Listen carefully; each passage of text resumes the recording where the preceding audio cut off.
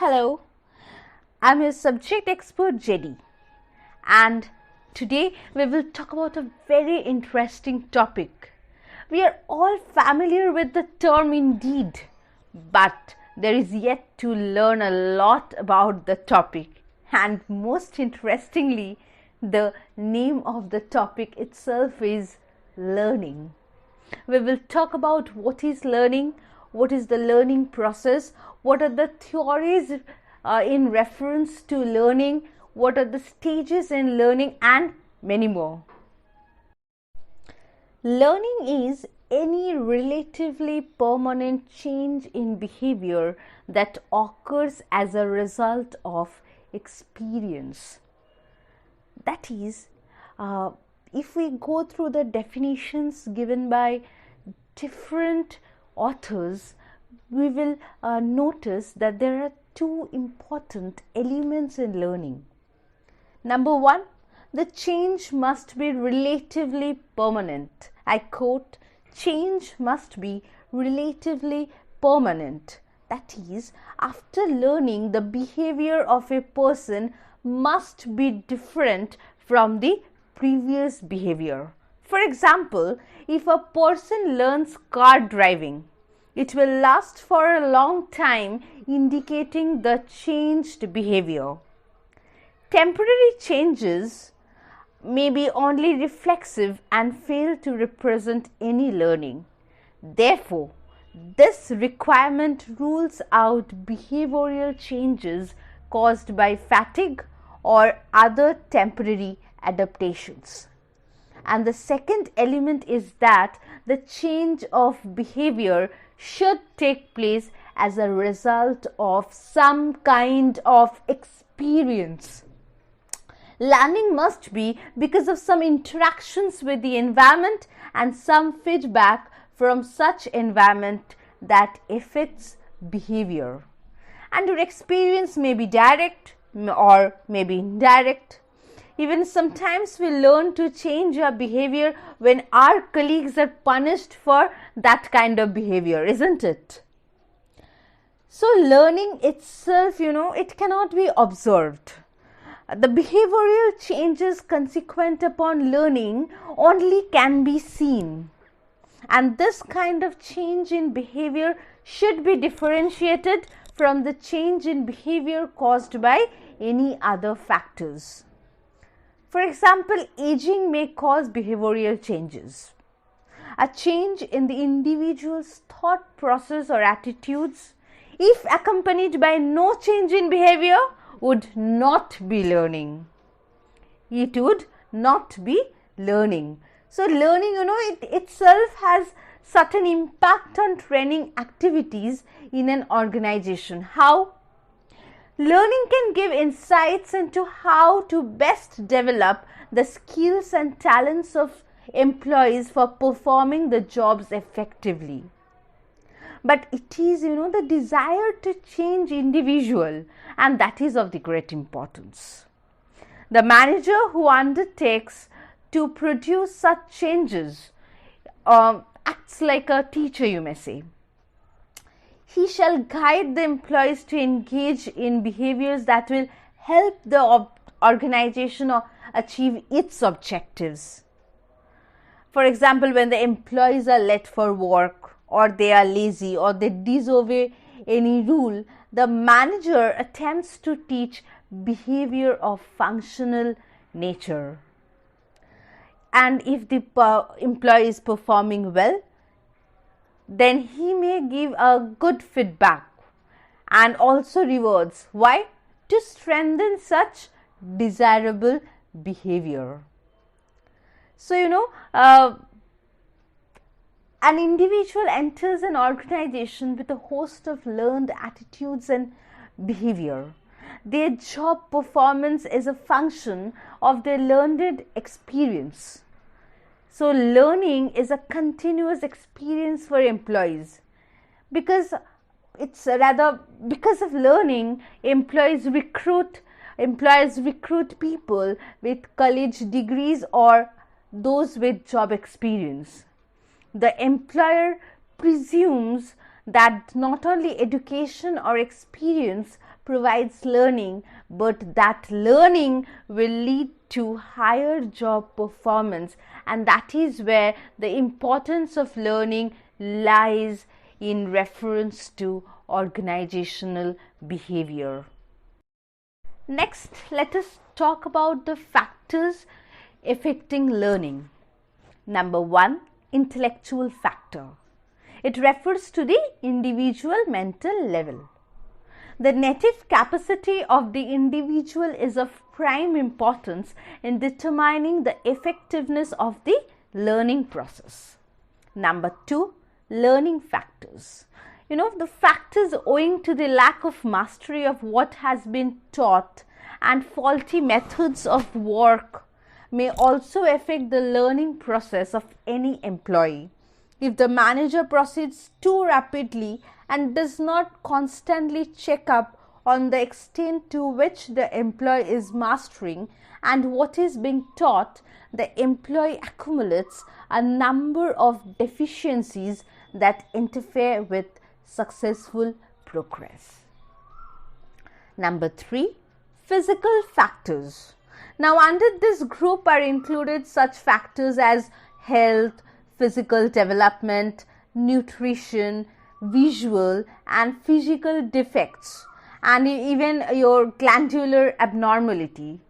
It is generally recognized that ill health retards physical and motor development, and malnutrition interferes with learning and physical growth. Next, number 4, mental factors. Now, attitude falls under mental factors. What are attitudes? Attitudes are made up of organic and kinesthetic elements. They are not to be confused with emotions that are characterized by internal visceral disturbances. Attitudes are more or less of definite sort. They play a large part in the mental organization and general behavior of the individual. Now, these attitudes are also important in the development of personality. Among these attitudes, you may include interest, cheerfulness, affection, prejudice, open-mindedness, loyalty.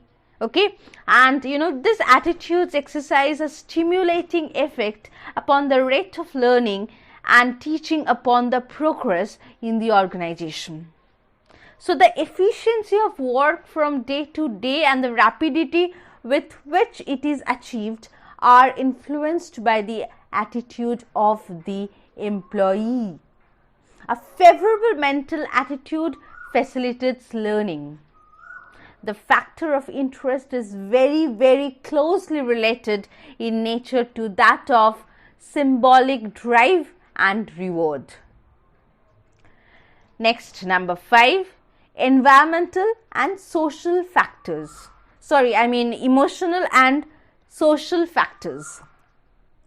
Personal factors such as instinct and emotions, and social factors like cooperation and rivalry are directly related to a complex psychology of motivation.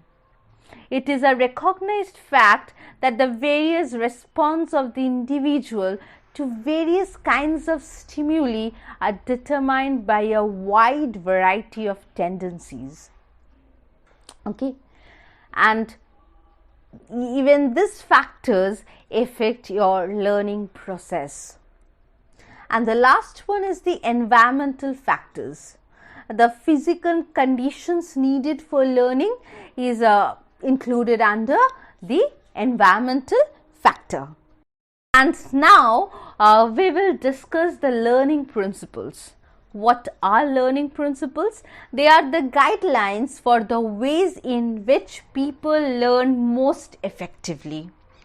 The more these principles are reflected in training, the more effective training is likely to be. Okay, so the first principle we will talk about is participation.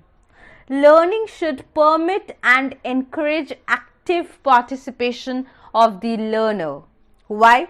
Because participation improves motivation and apparently engages more senses that reinforces the learning process. So as a result of participation, people learn more quickly and retain that learning longer.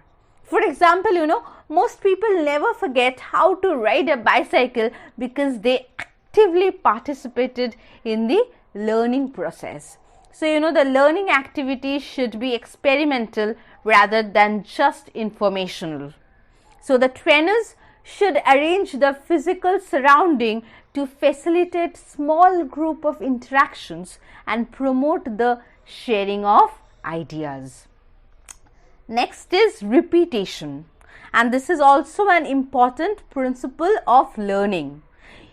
The learner should be provided with the opportunity for practice and repetition.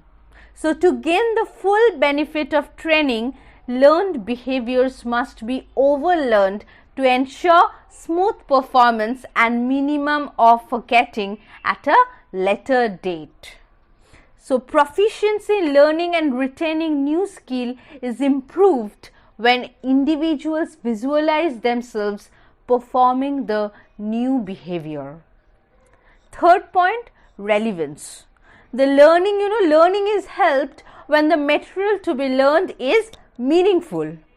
So, learning should be problem-centered rather than content-centered.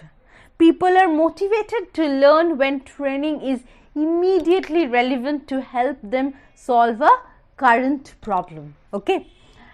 Next point is transference. Because the training occurs in a special environment, an important question to ask is whether learning will transfer to the actual job situation. Transfer of training, we can say, occurs only when trainees can apply the knowledge and skills learned in the training course to their jobs. If the learning in one setting does not transfer to the actual job situation, the training has failed. The last point is feedback. Feedback gives learners information on their progress. Performance feedback is necessary and perquisite for learning. Why? Because feedback improves performance not only by helping learners correct their mistakes, but also by providing reinforcement for learning. Knowledge of results is a positive reinforcement itself. Learning activities, have more intrinsic interest if the feedback is available. Next, what are the stages of learning process? There are 4 stages of learning process. Stage 1, unconscious incompetence. Stage 2, conscious incompetence. Stage 3, conscious competence. And stage 4 and the final stage, unconscious competence. Let us get introduced to the theories of learning. Number 1, classical conditioning. This theory was given by the Russian psychologist Ivan Pavlov. Classical conditioning is a type of conditioning in which an individual responds to some stimulus that would not ordinarily produce such a response.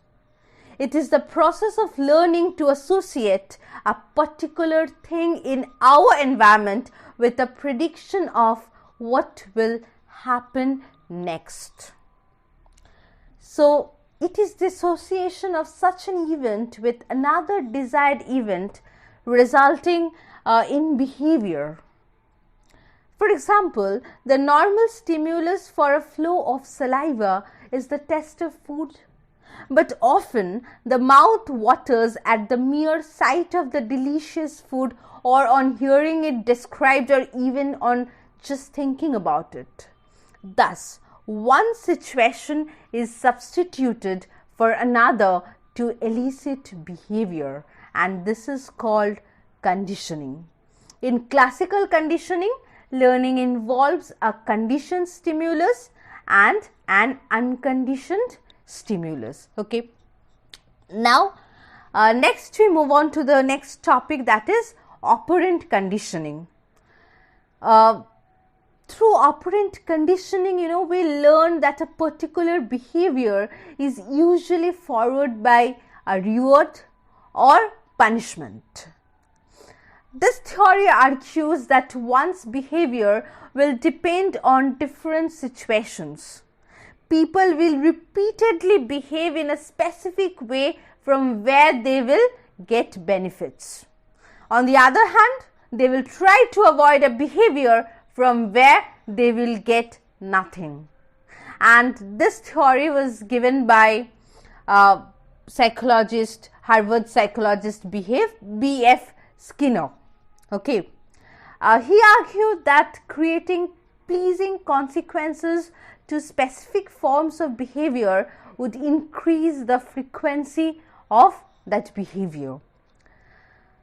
Next, we move on to the next topic, that is cognitive theory. Cognition refers to an individual's thoughts, knowledge of interpretations, understandings or ideas about himself and his environment. This is a process of learning through active and constructive thought processes, such as a practice or using the memory. For example, you were taught how to tell time by looking at a clock, isn't it? When we were small children, we were taught to look at the clock, and we were taught in that way. We were taught how to learn to tell time. We all have gone through the same process. So this theory implies that the different processes concerning learning can be analyzed and explained by analyzing the mental processes first. It assumes that the effective cognitive processes, learning is easier and new information can be stored in the memory for a long time. And now we come to the last theory, that is the social learning theory. It is also called observational learning. And it stresses on the ability of an individual to learn by observing what happens to other people and just by being told about something. For example, one can learn things by observing parents, TV, artists, peers. So many patterns of behaviors are learned by watching the behaviors of others and observing its consequences for them. In this theory, it is said that the influence of model is the central issue. So this was just a brief concept about learning. To have an in-depth knowledge about learning and other topics of organizational behavior, you may purchase my materials, and thank you for your patient hearing.